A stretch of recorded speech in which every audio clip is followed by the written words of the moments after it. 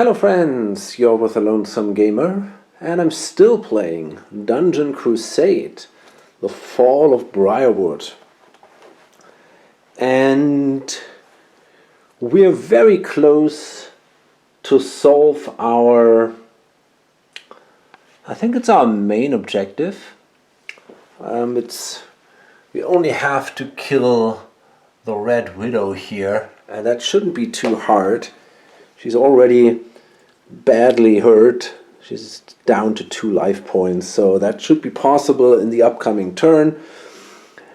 And then we have to do the side quest, which basically now is only exploring here the Swamp of Sorrow and kill one major creature. We already found the key to all these chambers, so that part is already solved there. And I also want to explore the secret chamber over here, and maybe up here there's a mystery chamber and a crate, and for example we have another crate here. So exploring some of these, there is a treasure chest up there, and trying to find some loot there. That is the next goal, and then some of us will move down to the Swamp of Sorrow. But first let's start with an encounter card. Okay, that is just an interlude. The heroes peek over their shoulders to keep alert to any monsters lurking in the shadows. Okay.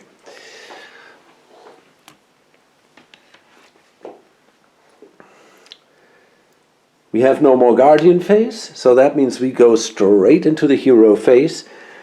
And we start by activating the Bard, and I will spend an essence to rally the 2 other guys, the Battle Mage and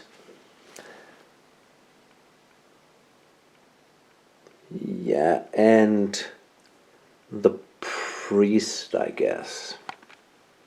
Yeah, that makes sense. So let's quickly determine the order in which we fight. We start with the arcane phase, then the spiritual phase, and then last it's the mythical phase.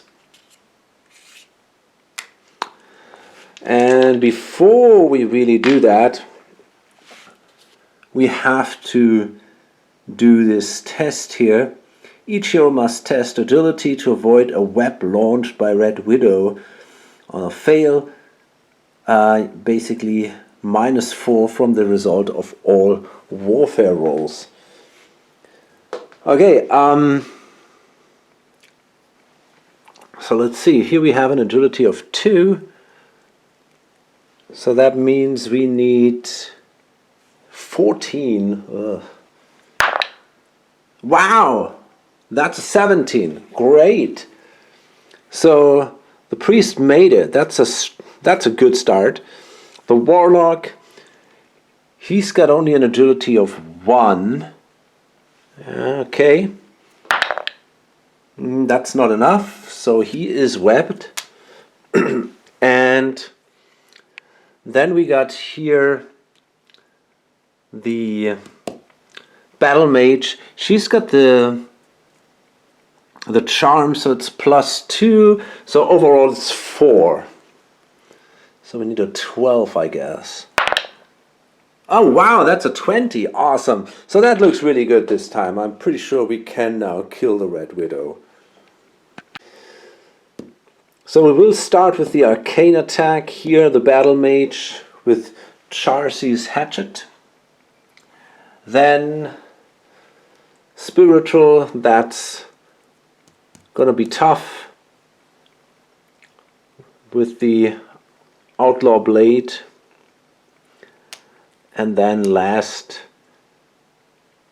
no wait a minute, she actually did it, he didn't. Okay, so I hope we can kill her in the first 2, otherwise we have to hope for an attack with the Heart-Seeking Dagger.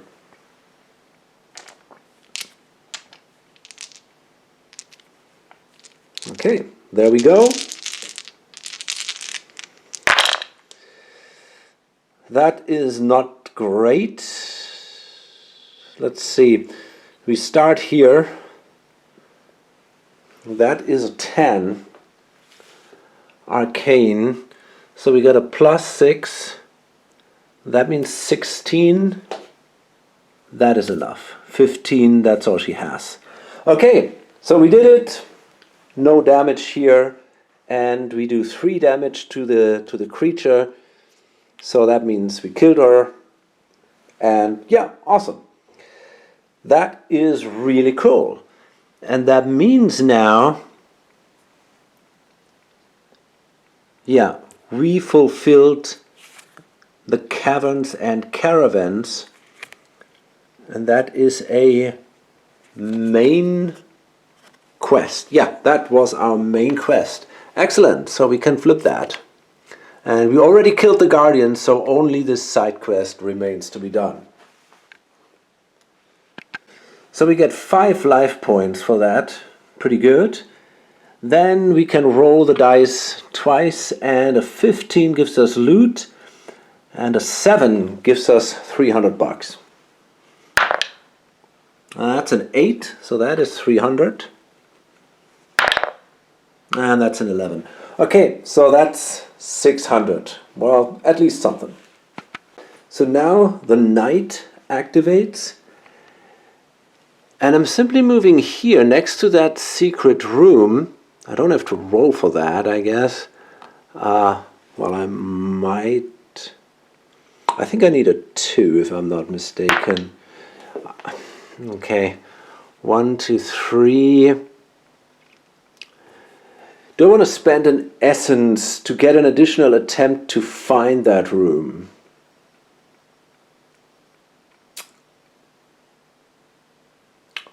Yeah, maybe I want to do that.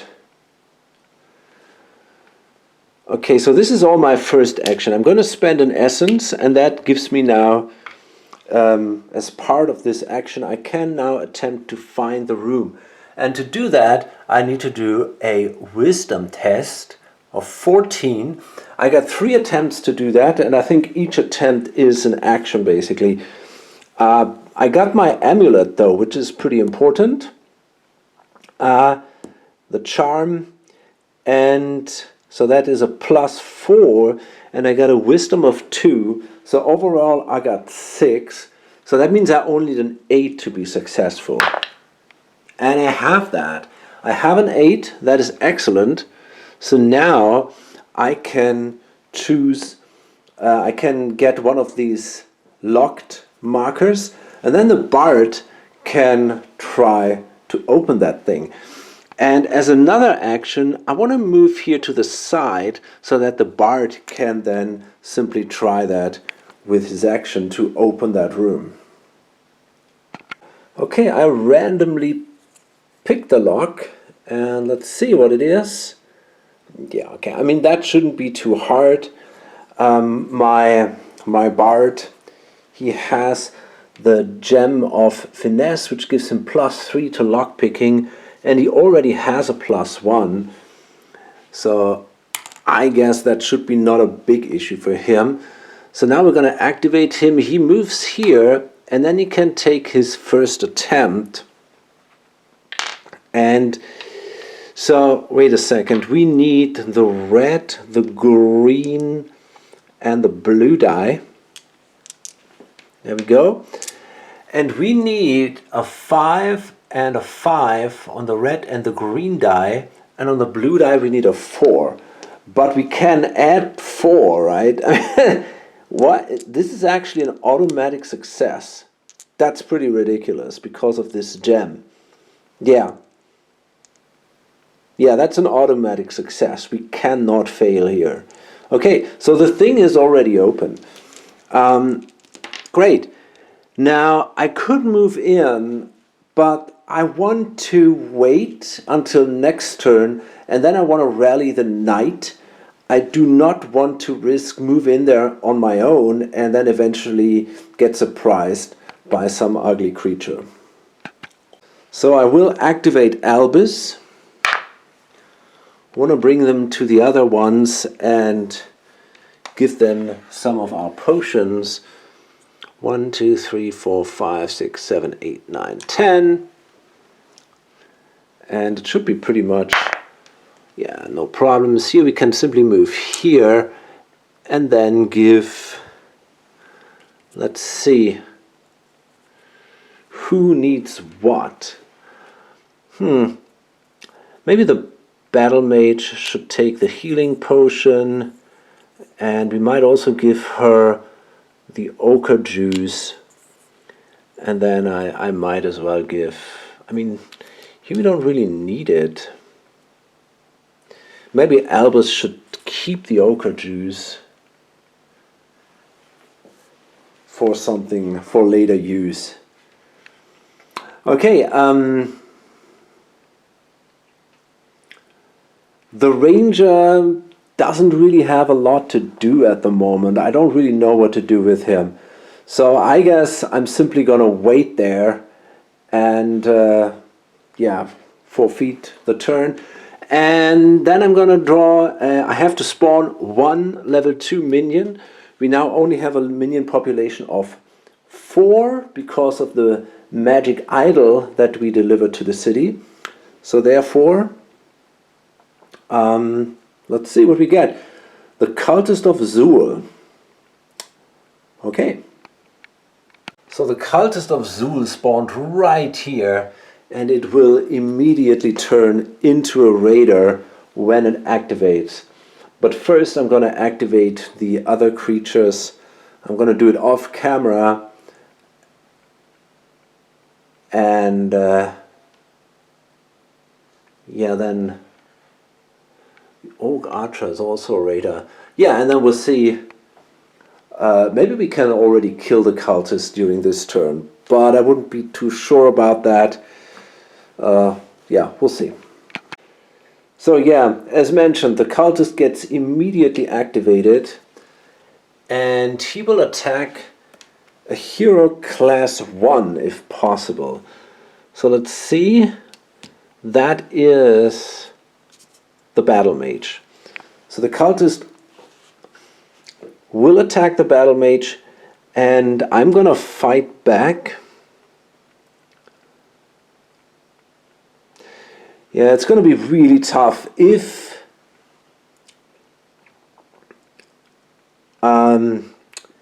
arcane magic comes up, then I got a chance. Otherwise, I'm in a pretty bad position. Maybe ranged would still be kind of okay, but okay. So let's see. I want a 2, definitely not a 1. I got a -3 modifier here. Okay, that's a 1. Thank you for that. Okay, well, I'm going to try anyway, I guess. So we have to do spiritual warfare. And, well, I'm going to use the hatchet. That would definitely kill her. But, yeah, I got to subtract 3. So therefore, I need a 15 to be successful. Wow, got a 20. That was crazy. Cool. Okay, I still take a wound from the standard warfare roll, but I managed to kill her. Super cool. So that means I'm going to roll, and on a 19 find loot, and 18 gives me $100. Wow, not bad. That's $100. Okay, so let's go to the next turn. Gotta draw an encounter card again. And that's an event. The dungeon becomes frighteningly silent as the air grows unnaturally still. Cancel all environment cards that are in effect. Okay, that's... Oh, I might have actually forgotten that. Although, I don't think so. I'm not sure. It's about the arcane combat. I think I was successful most of the time, so that has no effect. Okay, anyway, now it's gone. That's even better. And then we can again start the hero phase. Wait a second. I wanted to do it like this. I wanted to start with her. So I'm going to move her. My plan is with these guys to go into this area here with these three guys and just explore the things up there. So she moves 1, 2, 3, 4, 5, 6, and that triggers the trap. Oops. And, well, that is a trap. Okay. And then I gotta draw a trap card, and I'm gonna roll again which one it is. Number 5. So let's see what we got. 1, 2, 3,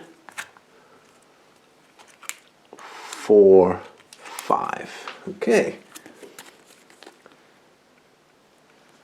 Oh my goodness.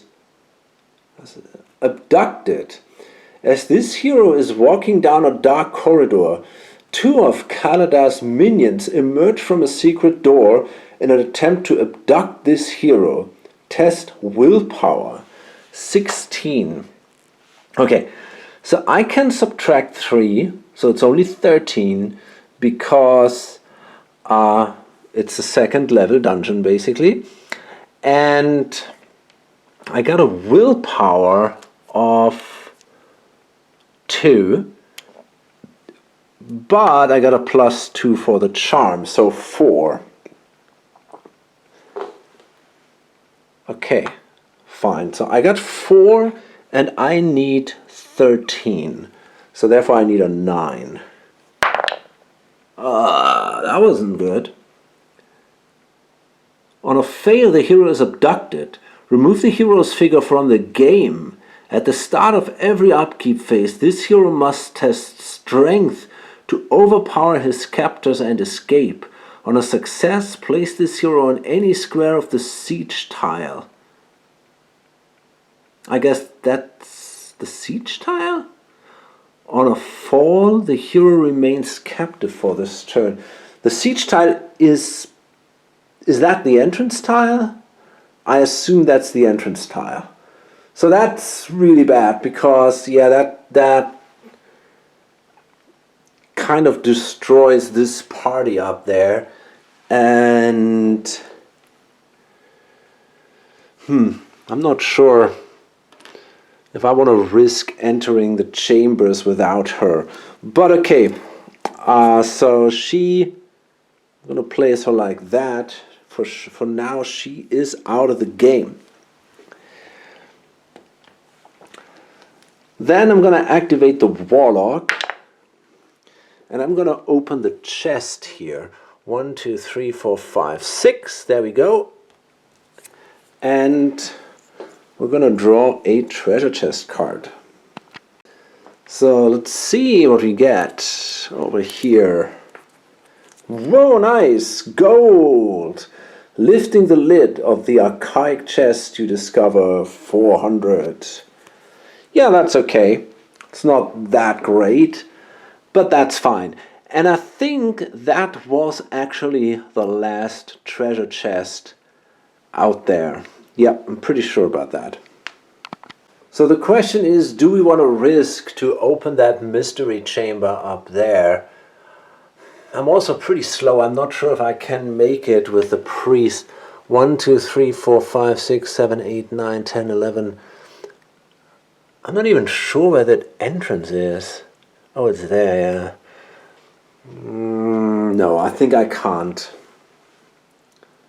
I'm pretty sure I cannot make it this turn.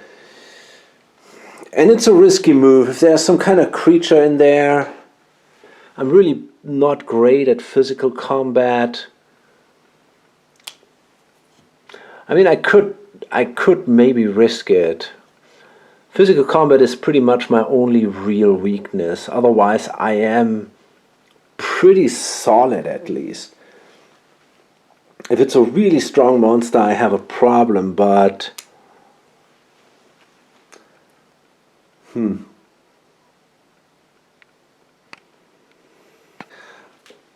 I think I'm going to prepare for that. I'm going to move the priest.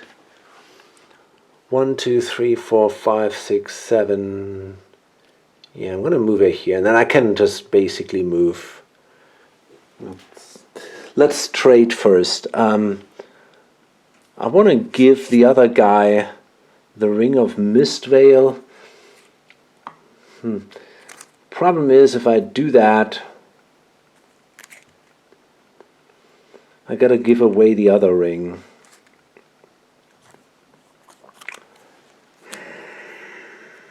Okay, I think I'm gonna keep the Ring of Mistveil, but I see. No, yeah. Okay, so what I did is I equipped the armor of the maidens to be at least solid in ranged combat, and I'm going to keep the Ring of Mistveil. I'm not sure what I'm going to do with it though, but still, this is not the strongest group. I'm extremely strong in mythical combat, but everything else is solid except for physical combat. I'm really bad in physical combat.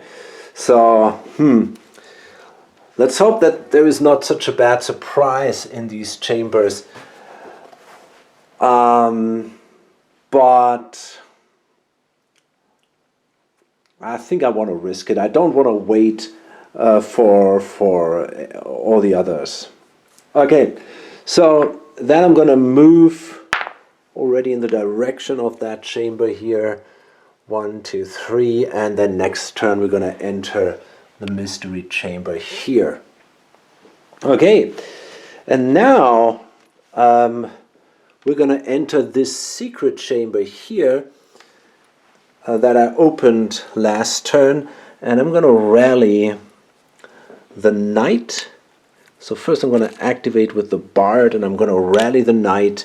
Just want to make sure that the guy can enter here.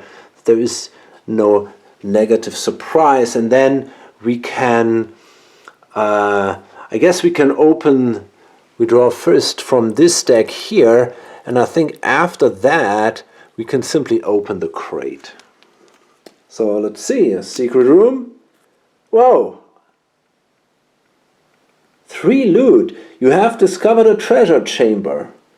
Draw 3 loot cards. That is cool. So let's hope for something nice in the treasure chamber. First, the Ring of Soulfire. That's +3 and a +1 to strength. You feel inner strength like never before. Well. Okay, we'll see if we need that. What else? Next one. Okay, that is an Academy shield. That's nothing too exciting. That's just a tier 1 item. Standard issue for all soldiers right out of the Academy.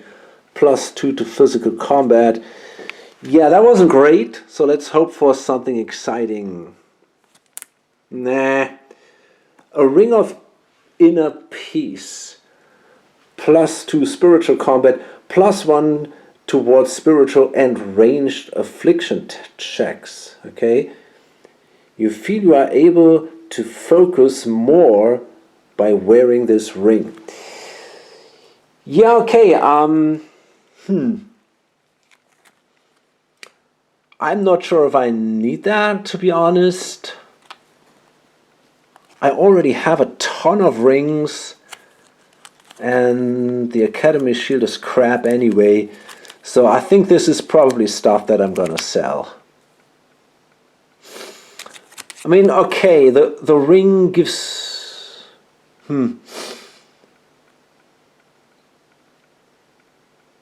don't know. Okay, we have that. The Sunstone ring that also gives +2, but this ring is better because it gives this this bonus here. So we might give that eventually to the Ranger, but right now I'm just gonna place them like this, and I think I'm not gonna need them at the moment. But we can still open the crate, right? So maybe we'll find something more exciting in there. Okay, so there is the cup of the crates. And again, I will completely blindly draw something from here. And okay, that's 700 gold. I think we had that already before. Lovely. So that is definitely something. So again, I got nothing to do for the ranger, I'm afraid. So instead we're gonna draw another minion. And that is another cultist of Zool. So let's see where she spawns. 4. That would be right there. Okay. So I rolled an 8. And that means that cultist here becomes a raider again. So again, she immediately activates. And I think she only moves 3 spaces, so though. Yeah. Okay. Yeah. Okay. So again, next turn. And yeah, my goal is to explore that mystery chamber here. And with these guys, I'm probably going back here and the Sanctum of Oblivion. I see a crate there. I might check this one out too. But first, during the upkeep phase, I gotta check strength here. So I got a +2, I got a +4. I can subtract 3, so that's 14. So I need again a 9, I think, to be successful here. That's an 11. That is enough. So that means I'm back, and I think in any square of the siege tile, I think the siege tile is the starting tile. So I think so. And oh yeah, it's actually even written there, the siege. So yeah, we might place her, I'm not sure, probably just here, and then she can try to attack, for example, the cultist here. Okay, so she escaped. Very good.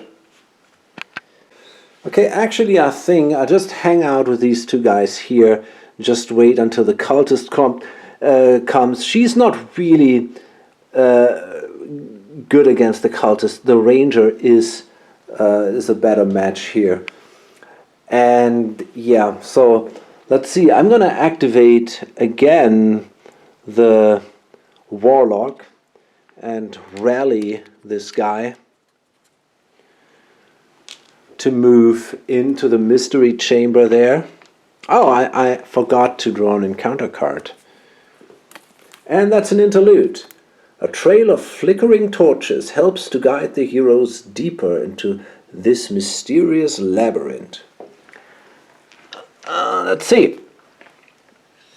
So, I'm going to roll a die. That's a 4.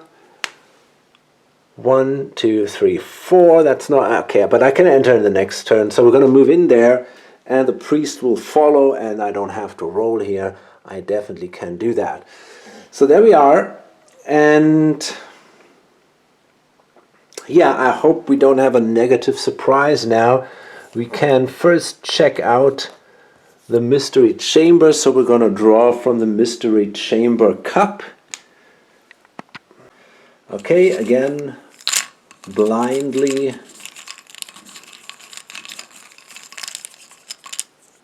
And oh, what is that? Roll 1d8 and teleport to that spawn point. Okay, I think that affects all the heroes.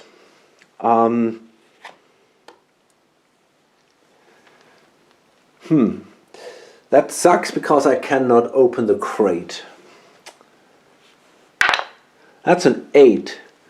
Okay, so that means we all move right there. I'm going to place one here and one adjacent.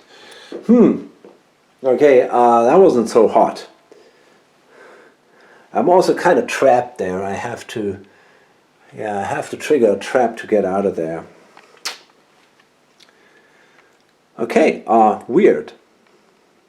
Didn't expect that. So time to activate the Bard. And yeah, well, 1, 2, 3, 4, 5. I'm probably not going to make it into this chamber, the Sanctum of Oblivion. 1, 2, 3, 4, 5, 6. I don't want to spend 4 essence. That's definitely not worth it. So then the knight will simply follow. 1, 2, 3, 4, 5. And that is also a 6. 1, 2, 3, 4, 5. So we just have to wait here basically. Okay, that's it. And yeah, I'm a little bit, I don't know, at the moment there is not that much going on. Trying to loot these last crates, the last options here, before I move down there. Okay, so I guess I just gonna activate the minions now and wait with these two until, well, I mean, I could move the ranger a little closer to her maybe, but I'm not even sure if this is necessary.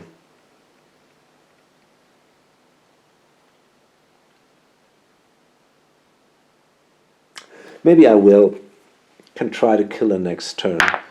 Okay, that's a 6. That's a lot. 1, 2, 3, 4, 5, 6, 7, 8. I think she can move here, so I probably just want to go there. Yeah. Okay, nice. So that's it. Basically ready for the turn now, and it's time to activate the minions. Okay, so the cultist came closer, but not super close, so we can simply attack her in the next turn. And, let's see. I'm considering now bringing these two guys simply back here, trigger the trap, move down here, and then simply start cleaning out these chambers. And maybe these two instead will continue to explore this upper area here. I think that's the plan now. On the other hand, yeah, no, I think that makes sense. I think I want to do that. Yeah. So we see another encounter card. And that's an event. Randomly select a hero. Okay. That is the knight. This hero has wandered off to do some exploring and had discovered an overgrown, desolate chapel. However, there's a small altar in the great center of the room. This hero must test willpower 16 to kneel and pray. Okay, so my willpower is pretty high, it's 4. I can subtract 3 because of the level 2 dungeon. That means we got 13, so I need a 9 to be successful here. Nah, didn't make it. Ha! He has a charm. That was right underneath. I forgot about that. So he actually did make it. On a pass, the hero cancels out any environments in effect and recovers 1d4 health. Okay, I think I can... Yeah, the health might be useful. And it's cool to roll a d4, right? So that's 2 health. Nice. And environment cards have been already cancelled out by that event before. Yeah, but that was cool. Some healing. And then we gotta... yeah, we're gonna activate the heroes, and we're gonna start this time with the priest up there. She's gonna try to basically just move here, try to trigger one of the traps there. Yeah, I mean, it is tricky, but yeah, I'm gonna do it. So let's see. So 1, 2, 3, 4. Let's hope for the best here. That's a trap. Okay, that means we gotta draw a trap card again. Let's see. I'm pretty sure there are no 20 cards here, so 8. 1, 2, 3, 5, 6, 7, 8. Okay, and that is the pit and the pendulum. That sounds terribly dangerous. Tracking down a long corridor, this hero notices blood splattered upon the walls. Suddenly, a loud swoosh is heard from behind, followed by a huge pendulum heading towards this hero. Test evade 15. Okay, so that is the priest. Okay, so that's not so hot. I got a 3 though. I can subtract 3, so basically I need to roll a 9 to be successful here. Ugh, man, that's bad. On a fail, they are struck. Roll 2d6. Oh, that's not good. The result is damage taken. Oof, that could kill me. That's yeah, that kills me, I'm afraid. Yeah, I have only 9 and I lost 10 life points. So that's it. I'm done. I'm killed for the second time. Holy crap, that was really, really tough. Yeah, well, okay.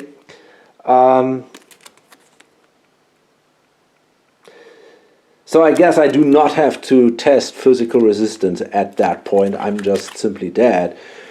Which means this track goes up and I have this resurrection thing going on here. Wow, pretty rough. So now I'm going to activate the Warlock.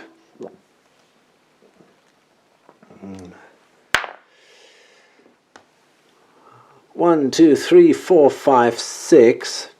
And I might actually move in here and rally the other 2 guys. Get rid of that here. Okay, that was cool. So that's enough to get in there. And I will rally then the Bard and the Knight. And they will enter with me this chamber. No problem here. That was the Bard, and I'm pretty sure the Knight can also do it. Yeah. Okay, there we go. Let's see what we get. Okay, that's a level 2 monster. Should not be such a big deal, I guess. So let's see. That is a primeval regent. Interesting. Exciting. Riddle of the Ancients. Before combat, each hero must test Wisdom 14 to negate the regent's malevolent proverbs. On a fail, test Mythical Resistance. On a fail, that hero is stricken with a mythical affliction. Okay, that's not that great. So we're gonna start with the Warlock and its Wisdom. So his Wisdom is 4, which is pretty good. Okay, so yeah, but still, we need a 10. Okay, he did it. That was good. Then, next it's the Bard. The Bard has a wisdom of 1. So that is not that great. But he's got the Kingslayer, which gives him a +1.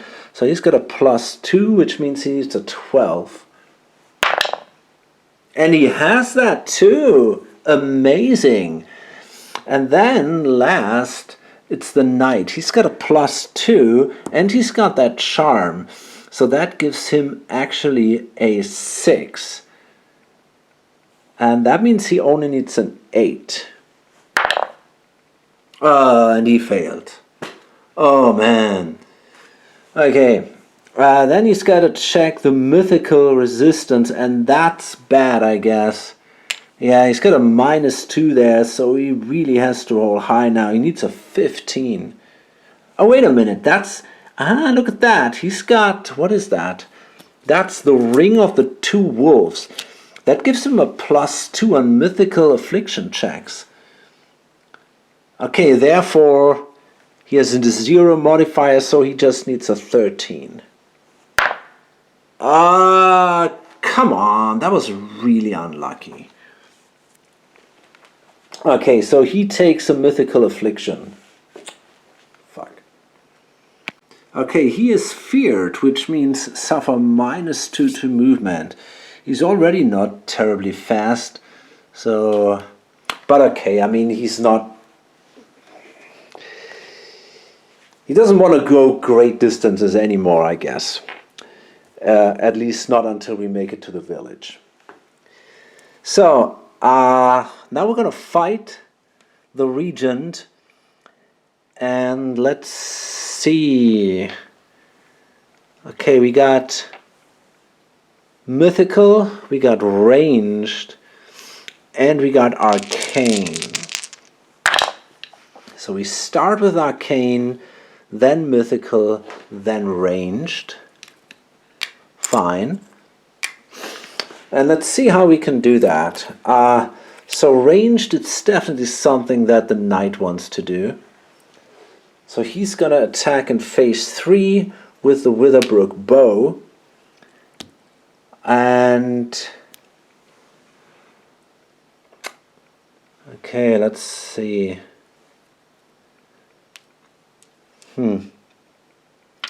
We got mythical and arcane.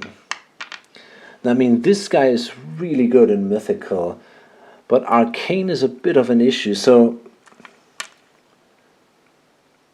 I think I'm gonna let him do the arcane attack, although he only has a +4, but it's still better than everybody else. And this guy will then try the mythical attack. He's got a +7. That's not bad. On the other hand, he also has a +4 in arcane combat.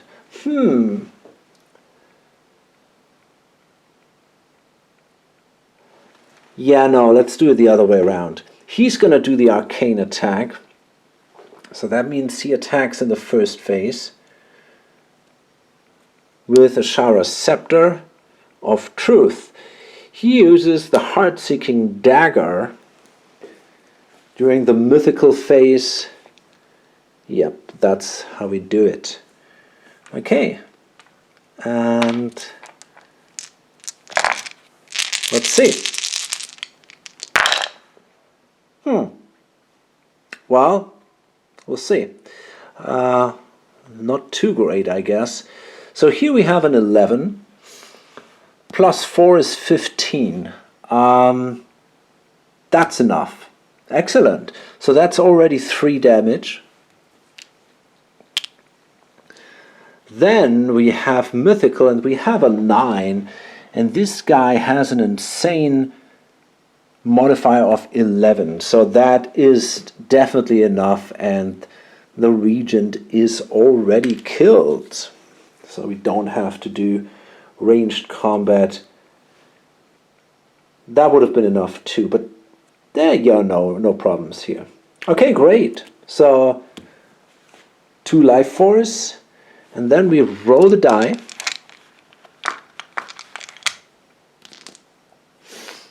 To see what we get. We want a 15 or a 7. Okay, that's at least $100 and 2 life force. Okay, and then we have a crate there, and I'm gonna open that crate. So let's draw something blindly, and I got, oh wow, what is that? Draw 1 loot card. Cool. It's always the most exciting, isn't it?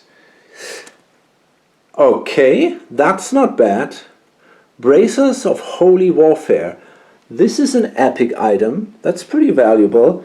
That's +4, and we can get some gem into this. Many years ago, these bracers were worn by holy warriors.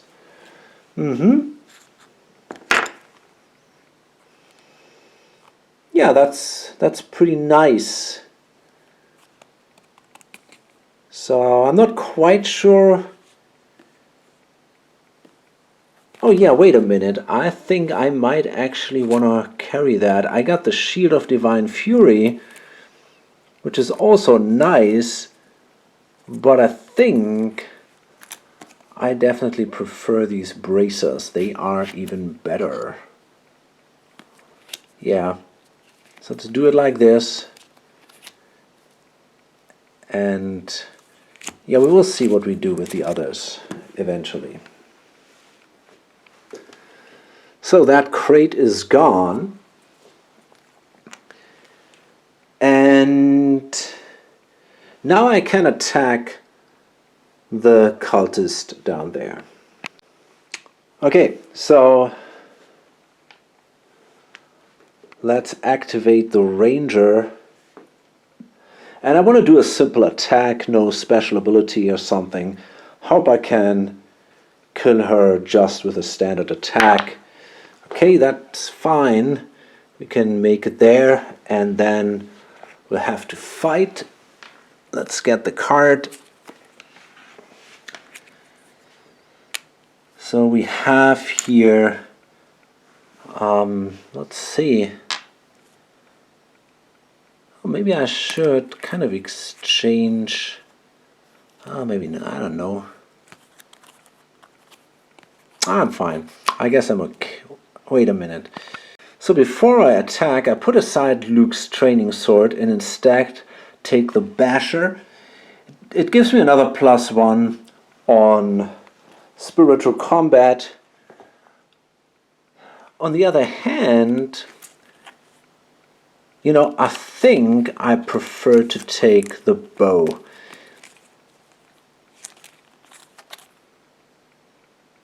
I could even consider taking both, but then I can do only a single damage with an attack, and I think I don't want that. No, I think I want to, because I have to attack with the Axe of the Betrayer, because that does 2 damage. But if I use the bow, I get the +2 bonus here, and I think this is more interesting than the spiritual combat here. It's hard to tell, but I'm going to play it that way, because she's also a little bit better in ranged attack than in spiritual, so okay, let's see what comes up. I definitely don't want the arcane, so no 2 please.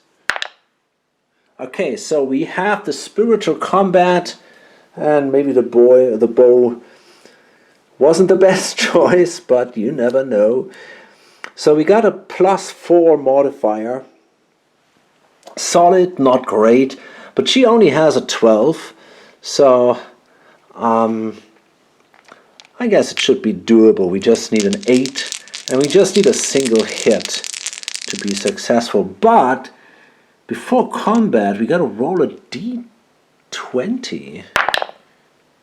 That's a 19. That's not good. On a 15 to 20, place 3 tokens upon this card. These represent increased health. Remove any tokens on this card at the end of the monster phase. This ability activates once per turn. Okay, that sucks. So I'm pretty sure we cannot attack her. So I'm going to place these 3 here. We cannot kill her with a single turn. Yeah, okay, so she has basically now 5 points, and yeah, that's not... I can do a maximum of damage of 4, but okay. So let's see. That's a 15, that's definitely good. A 6 is not enough. That brings me to 10. Yeah, that is not enough. Okay, so that means I take a wound from the warfare roll.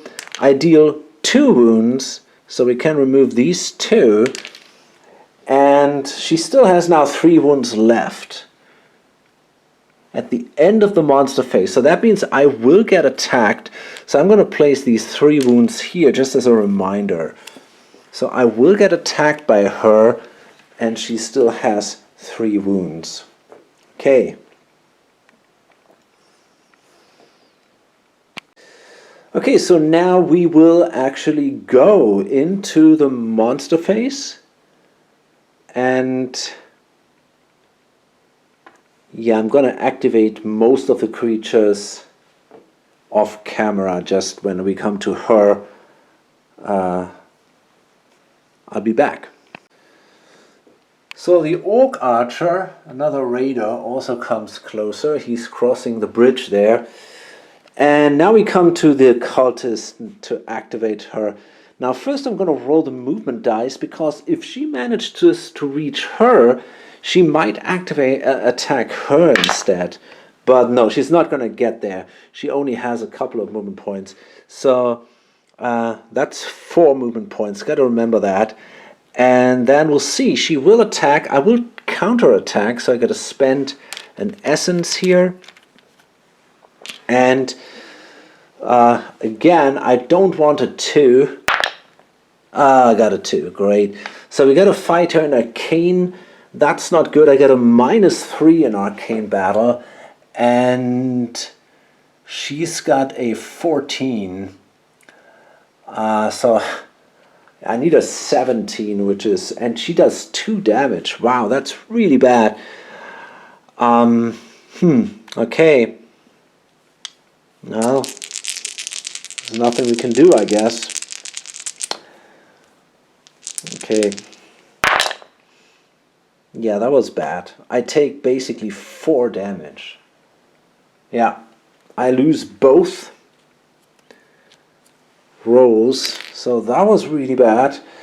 The only good thing is I can use the Hidden Dagger. Because I took a damage... so I will spend 3 essence. I cannot kill her. She still has 3 life points. But I can do 2 damage. And then she's down to 1 life point, and then maybe next turn... yeah, we'll see. So I need a 3 to 6 to be successful here. Okay, that was cool. So that means... she has now basically 1 wound. We can mark it that way. And okay, so that was fine. At least something here. And then she moves, of course. 1, 2, 3, 4. So she moves right there. Okay, I'm going to load it up here. Well, things are slowing a little bit down. It's not, I don't know.